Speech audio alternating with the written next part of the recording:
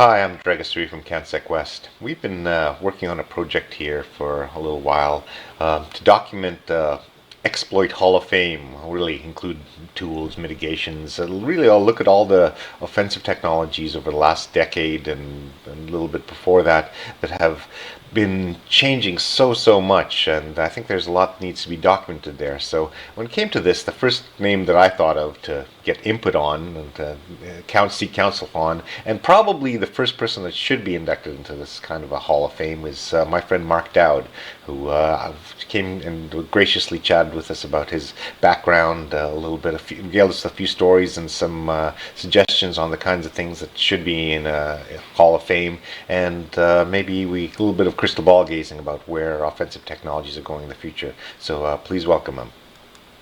Well, I guess in the late 90s, I was in high school and just was fascinated by it based on more or less the movie Sneakers and also a documentary I'd seen about hacking at the time. And then, so I sort of started looking online and looking at resources, and before long, you get connected to IRC and all that kind of thing. Met other people, and back then, of course, it was not really an industry as much as a small set of hobby groups. It wasn't clear at the time, as silly as it seems now, that it would be this enormous industry. It just, actually, I thought I was likely just going to be a developer and have this on the side as a hobby. But yeah, after school, I went to university and still was interested, and then took a job doing vulnerability research as a career at ISS, which was subsequently bought by IBM. So that's Internet Security Systems, not the space station. And so I worked there. I moved to Atlanta for a while. Worked with Neil Mater, who is a phenomenal talent at reverse engineering and exploitation and all that kind of stuff.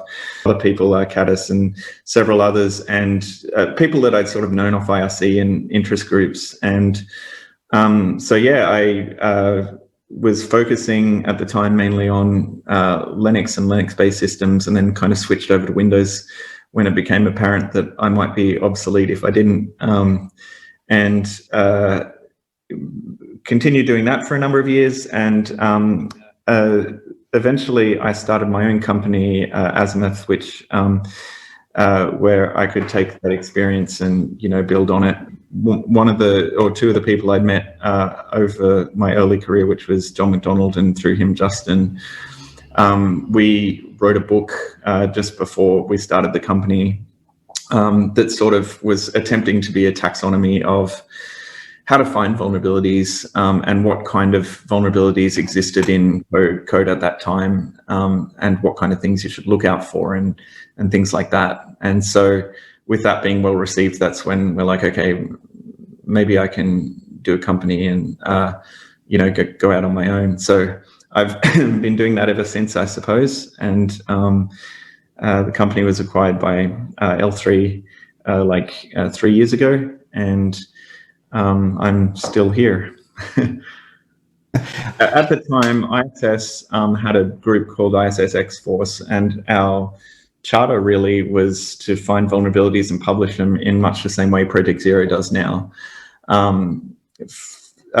It was much smaller in scope at the time. There wasn't as much money around and as much, I guess, global interest in security vulnerabilities. So it was, a little bit more restricted, but there was several other groups like us in competing companies like Covert Labs and NAI, EI, which was a security company at the time, and NGSS, various other security companies that ran little research labs like this. So it was a fun time, and basically we'd publish vulnerabilities, we'd write papers now and then, speak at Black Hat or CanSec West and other industry conferences about various exploit techniques and mitigations and things like that.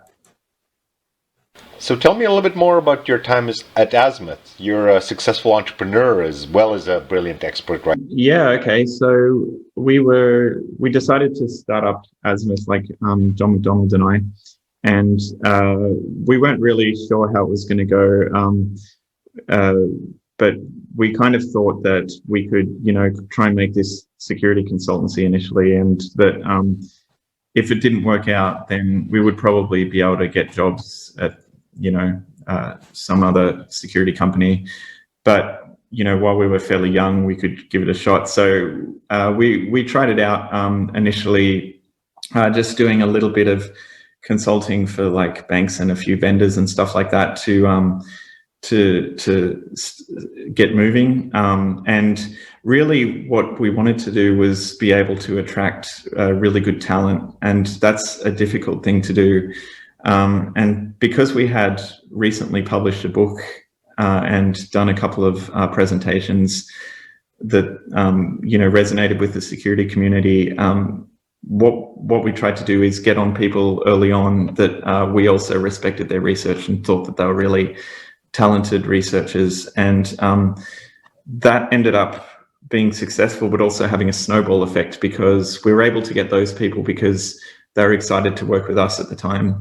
And then the next group of people we hired were excited to work with the first people that we hired, and so on. So it kind of has a snowball effect where you're able to put together a team of some pretty, remarkable researchers and stuff. And it's been, it's obviously a lot of work and very stressful at times, particularly in the early days when you don't really have very much money and you're teetering on bankruptcy and things like that. But once things get rolling, it's really exciting to be able to, build software and, like actually see a thing that you were very unsure of come to life and, have its own culture and place in the security community. And so, yeah, it's, I wouldn't say really I'm a good entrepreneur. We were kind of successful despite our business skills, not because of them.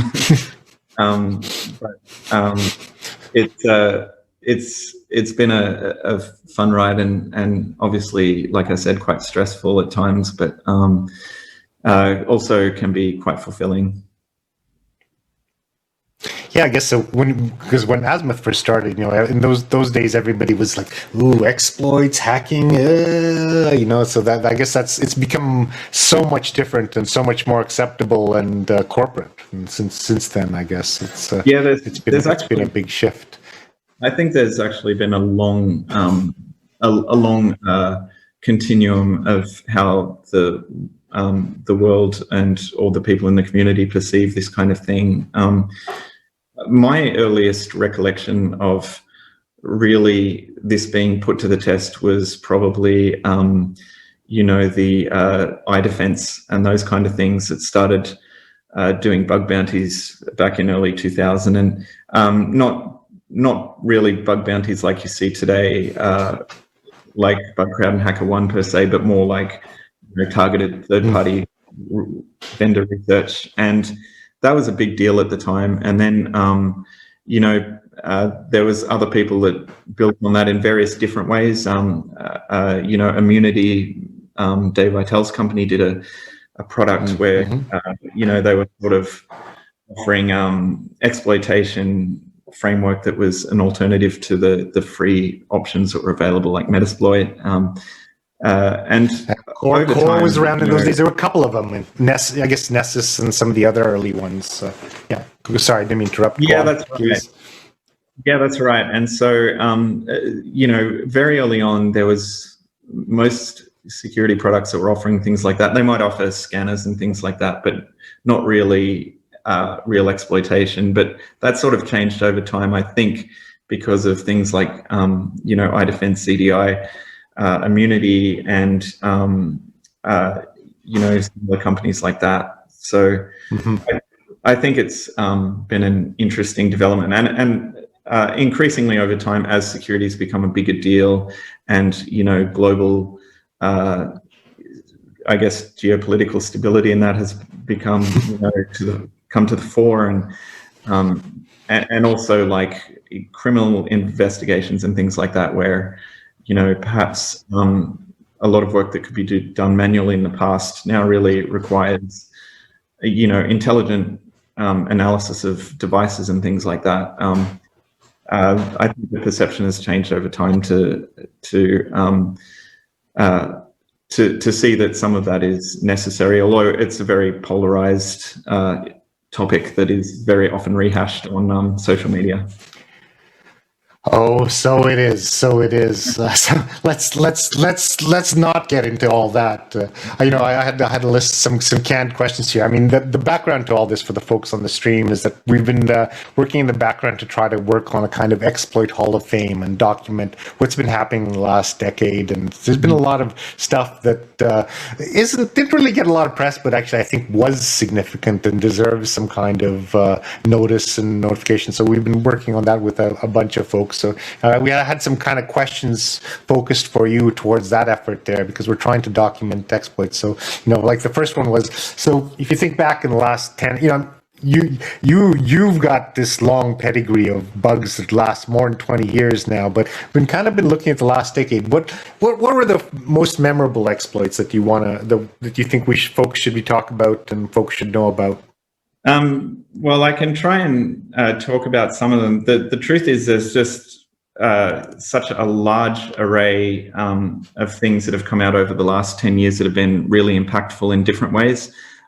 Usually either because of the, the effect that they have, like, how much of the internet is affected by them, or because they're particularly clever kind of vulnerability, perhaps a new vulnerability class, or perhaps they have a very clever exploitation technique. And there's so many to talk about. There's a couple that I can think of mentioning, offhand. And again, this is not by any means, a complete treatise of this. But, so I think a lot of the last decade has been, dealing with a very significant move to mobile devices. So I think mobile vulnerabilities have been at the fore for a number of years. And so, there's been some really interesting vulnerabilities in that respect. Several years ago, there was a couple of Broadcom based ones. There was one from Project Zero, but also another one, Broadcom, that was discussed at a conference where, people doing over-the-air exploitation. Also, Ian Beer actually did as an iOS one that. Oh, Ian Beer's Wi-Fi, that was a tour de force. I have to say. I mean, I'm kicking myself for not putting that one on the list, because that one was you've got to put up there. It was an amazing exploit, just the whole chain, everything you do, the impact, everything about it. I think that one was a seminal piece of work. That's right. So, I completely agree with you.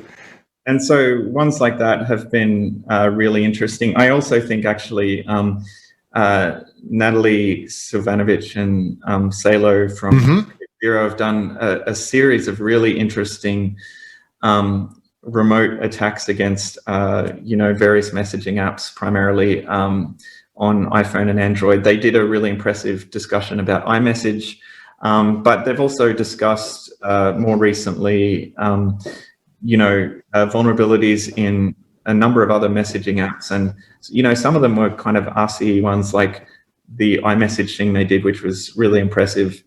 But then also some of them were like logic things that, essentially involved fooling a state machine so that, your messaging app might answer a call that you never answered and turn the mic on, or things of that nature. So that's been a really interesting area to watch, I think.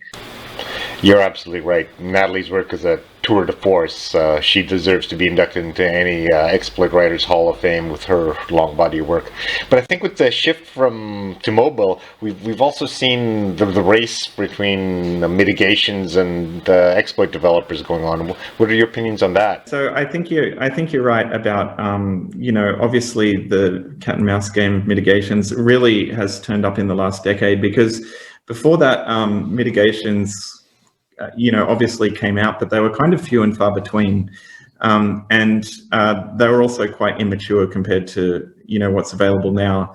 Now vendors are pouring lots of money into very aggressively trying to mitigate exploits, and also isolating privileges and things, such that assuming that you are able to successfully exploit a particular program or service, that you can't actually do anything useful with it. So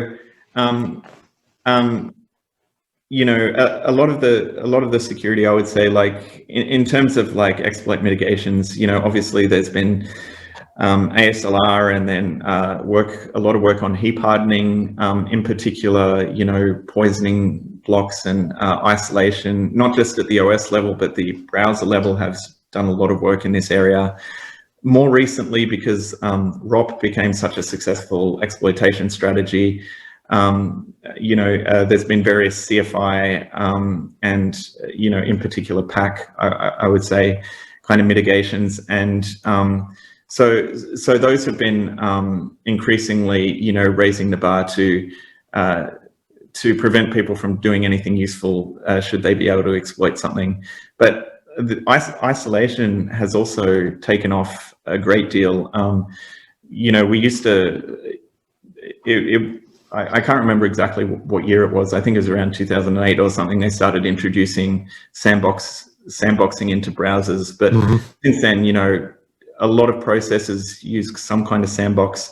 And then more importantly, perhaps, is the, you know, the use of hypervisors and secure levels and things like that to protect the operating system itself, and to be able to, you know, analyze it from, you know, from a higher perspective. And those have been really, there's been a really big driver in those over the last few years on mobile to some extent, but more desktop, I suppose. And, you know, I guess that's going to continue. And then lastly, mobile, the thing that made them initially quite challenging and continues to make them challenging, I suppose, is because they're a much more constrained ecosystem than say the desktop was at the time. They were able to, you know, do other things to prevent, you know, that environment from being tainted, whereas desktops were more freely configurable and changeable and things like that. So in particular, yeah, it's more of a Wild West on desktops, right? You've got lots less control, lots of other things that can go in there. So yeah, and I think that's changing. I think that's changing now to mimic the mobile space more. But, you know, things like code signing, like code attestation, is a huge impact on being able to do something useful with a vulnerability, and also being able to, you know, get code execution should the machine be rebooted, like persistence kind of thing. So those kind of things are a really big deal. And one other thing I noted actually in a keynote in 2019 when we were still allowed to travel was that what vendors are doing now is also increasingly focusing on what I would consider post-exploitation mitigation, so that assuming in the past, it's always been more or less, if you compromise this process, you can gain complete control of a device. And then it became, well, if you will sandbox that process. So you now have to be able to break out of that sandbox and get kernel access, but then you had complete control of the device. Increasingly, that's not true because of post-exploitation mechanisms such as that usually employ things like hypervisors. But, you know, you've got like KPRR in iOS, where you know, at one point in time it was very, you know, you would be going for code execution in the kernel, and then that became a bit untenable due to kernel protection. So then it became, okay, but you can read and write kernel memory, which is nearly as good. And then that has been restricted again with KTRR to be like, okay, you can, if you get read and write access to the kernel, you can only read and write some of it to some of it. And critical data structures are, you know, inaccessible unless you have yet another vulnerability. And Microsoft is similar, you know, using Hyper-V type isolation so that if you get access to the kernel, you can do a whole bunch of things. So I think that is what has made mobile very challenging. over the last few years. And because mobile are using ARM, obviously ARM has been putting a lot of work into, hardware-based mitigation such as PAC, data pack now, and then memory tagging, which is coming soon. Mitigations like that that just really make memory corruption a difficult challenge, and will probably result in a lot of vulnerabilities being unexploitable. I think, we've kind of watched a lot of that over the Pwn competition as the vendors, they come up, it's like, take a look at the evolution of the Sandbox, it's like a ball of duct tape where they keep putting a Band-Aid of a mitigation on top, and, somebody exploits this, and then they get another Band-Aid and put it on top of that, and, eventually you get this big giant ball of bubble wrap that you wrap around your code, but, there's still usually a way around it. But I think what we've seen from the exploits in Pwn at least is it used to be that we had M&M security, right? Everything was a hard, crunchy shell. As soon as you got through that, you got the soft, chewy center, and the world's your oyster. You can get through. But lately, I think you have to have like one or two exploits. You have to chain this backflip through a hoop, through a flaming mound over here that you've got to jump on top of. So it's become a lot more work. I mean, have you found that? Is it how would you compare the timeline to exploitation at the, say, 2008, 2010, when we just had ASLR and stack cookies versus now with all the other hoops you have to jump through? Can you characterize that a little for us? Yeah, so like I said, I think mitigations at the time were relatively few and far between. Most vulnerabilities that came out, they would patch the vulnerability, and then in major releases of the operating system, perhaps release a new mitigation and things like that. But over time, we started getting to a point where, it is very rare for a single vulnerability to be in and of itself be able to do a complete compromise. Like you said, now we're talking about chains of vulnerabilities, and while those are impressive, and some of them really are, it is a problem for the attacker in that if any part of that chain becomes unusable, then the entire chain often becomes unusable, or at least severely limited in what it can do. So, and back in 2010 or so, we were seeing the advent of this. So there was a lot of work around, browser exploitation, and then you would need a sandbox escape of some kind. So you would basically have probably two bugs in a chain. Sometimes you could get away with one, depending on the particular vulnerability.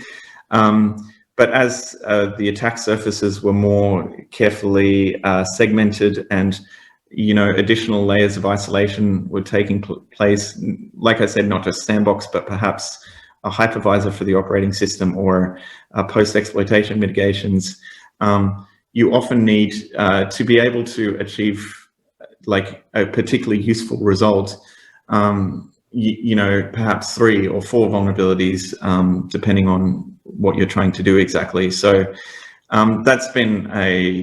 that basically raises the cost for the attacker greatly, and also increases the risk of the attack being, detectable, because there's so many moving parts, and if one of them goes particularly wrong, then it's easier for the vendors or for AV or whatever to pick up that an attack has taken place.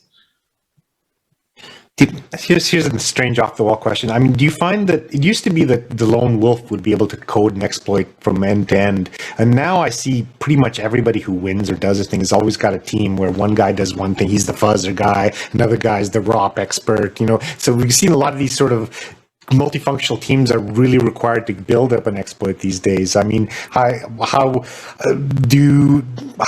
would you do you think, what's the average team size now versus then? It depends on what your goal is exactly, but I would agree that to build an entire chain, often you do need several people. individual people can build entire chains still, and people do it from time to time. I think, Luca Tedesco has done it several times for iPhone, and, various other people like that. But usually I would, increasingly as time goes on, it makes sense to have people that specialize in each individual part. So you might have, like you suggested, a guy that does kernel stuff. You might have someone that does fuzzing or browser exploitation specifically. And so for a given client-side chain, I would say that a team of 3 or 4 people would be relatively normal. So I've got 2 more questions for you before we wrap up. One is the expect one. So let's think back. What's the funniest exploit you remember? What's the the most oh my God, stupid, or I can't believe that was an exploit, or I'll have to think about it more. The one that immediately comes to my mind is probably the kind of go-to fail one that was in the Apple crypto code, where it was clearly a cut and paste of a go-to condition, and essentially it allowed it to, bypass an entire crypto mechanism. And once it's pointed out to you, you're like, oh man, that is so stupid. But yeah, it's not as obvious if you were just glancing through the code. But it was such a significant vulnerability, and also, yeah, it was just kind of funny because of the nature of how obviously it was a miscut and paste, and so I guess I would say that one. Good answer. And the last question is, where do you think exploitation is going? I mean, I was just talking offline with Ilya. We were talking about deserialization bugs. Where do you think are the hot grounds and the hot spots? Let's focus on your particular. I mean, I consider you the iOS expert. And where do you think we're going to be going with bugs in the next decade? Well, there's a couple of answers to that, I think.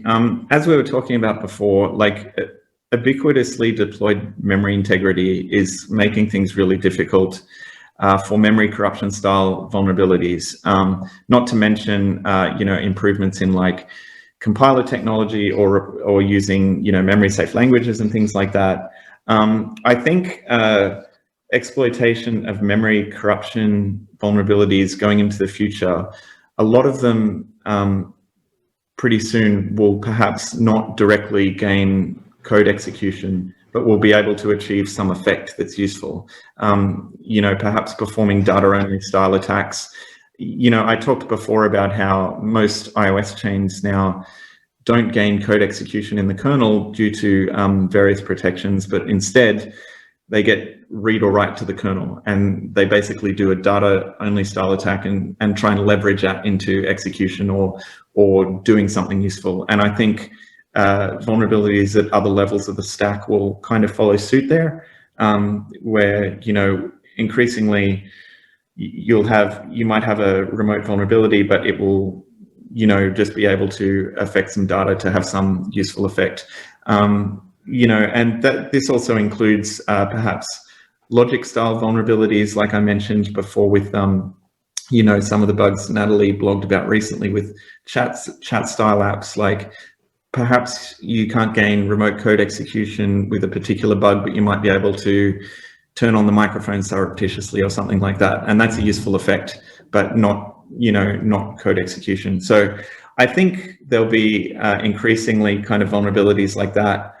I also think there'll be a renewed focus on crypto style vulnerabilities. I think, crypto style stuff has become obviously always been relevant, but increasingly relevant over the past 5 or 6 years when SSL bugs started coming out with a little bit of frequency and I mean not memory corruption bugs, but flaws in the crypto implementation. because of things like code attestation and ubiquitously deployed encryption for messaging apps and things like that, I think crypto is a very big area that will, increasingly receive attention.